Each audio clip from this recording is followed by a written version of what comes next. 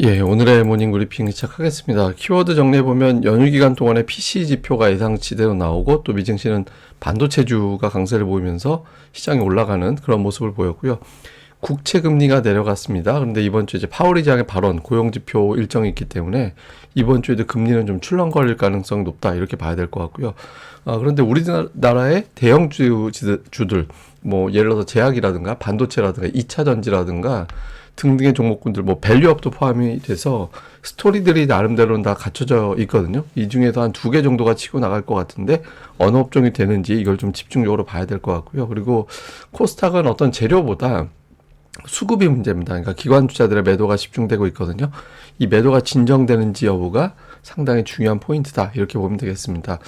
연휴 기간에 해외 증시에 영향을 준 데이터들 보면 미국 일단 금리가 내려간 건 다행입니다. 만약에 4.4%를 넘어가는 상황이었다면 주초에 코스피가 상당히 급락을 해서 출발할 가능성이 있었거든요. 근데 PC 지표가 예상했던 대로 나오게 되면서 시장이 좀 한숨을 돌렸고 그 여파로 금리가 빠졌고 2주 연속 금리가 빠졌습니다.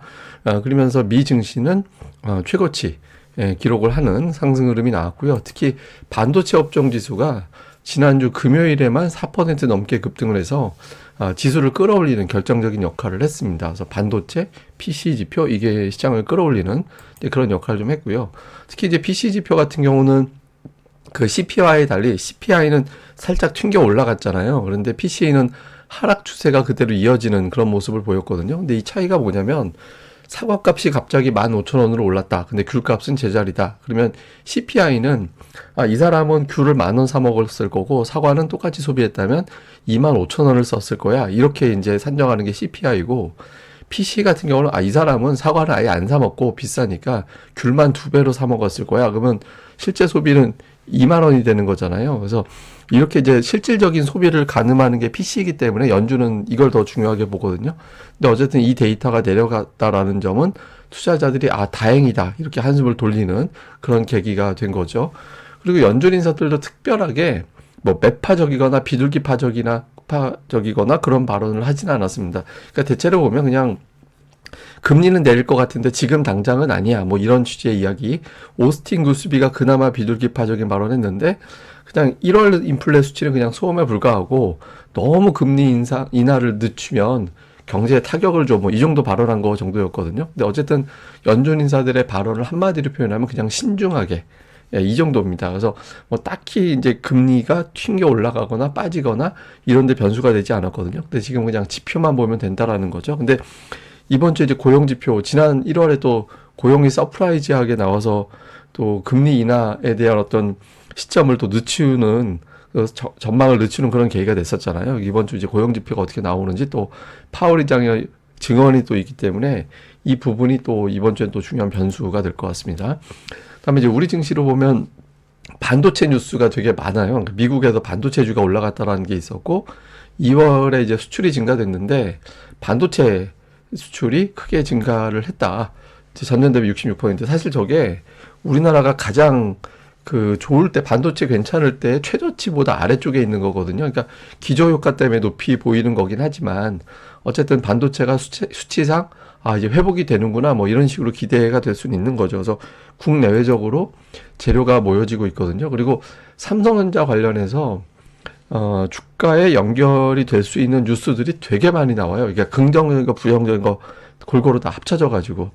그러니까 뭐 이제 하여튼 삼성전자 주가 올라갈 거야라는 것도 있고 지금 삼성전자 뭐 하냐.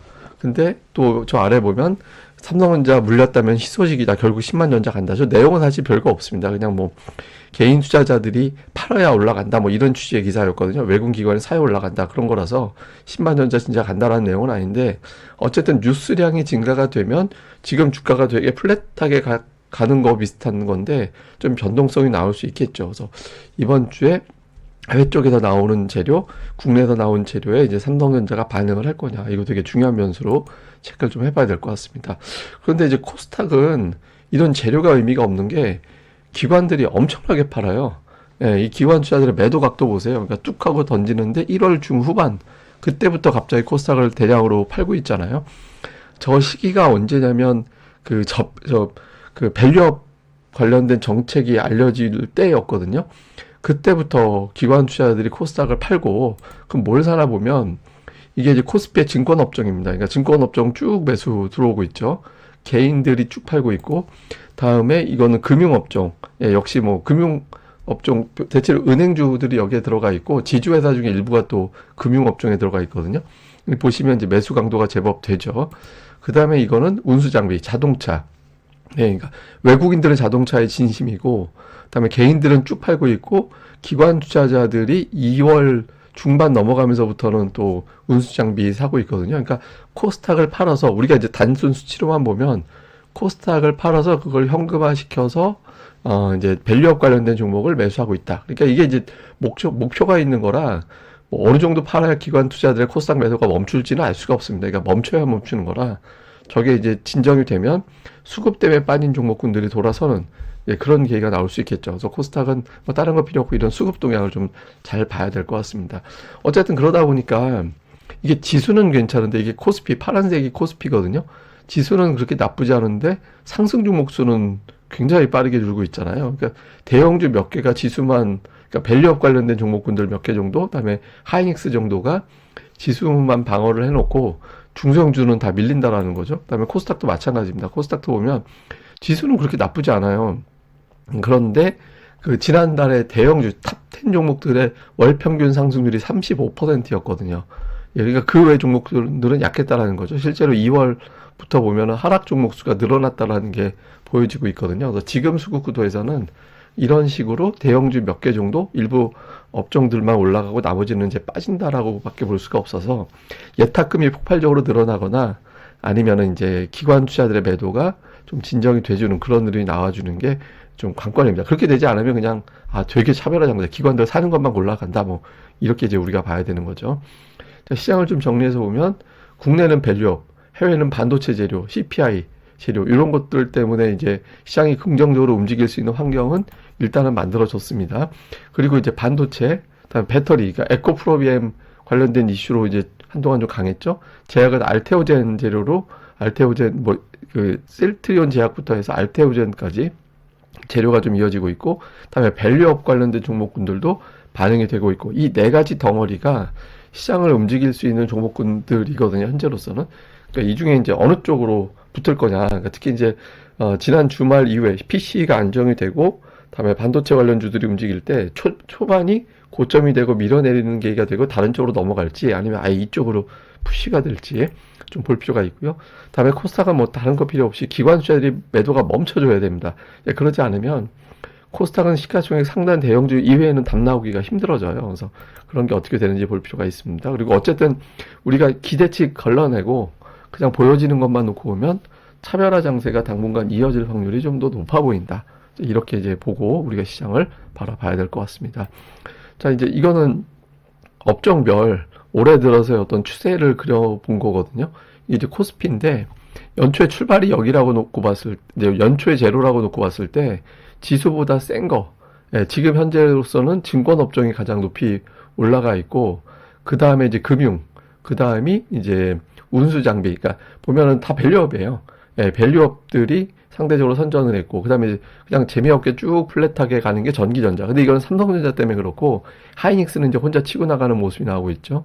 그 다음에 서비스업은 흘러내리고 있고, 서비스업은 뭐, 예를 들어서 네이버, 카카오, 이게 한때 좀 랠리가 나왔던 건데, 밸류업 이슈 나오고 나서부터 이제 쑥 밀려버렸어요. 그래서 네이버, 카카오, 하이브, NC소프트 이런 게 이제 서비스업에 들어가거든요.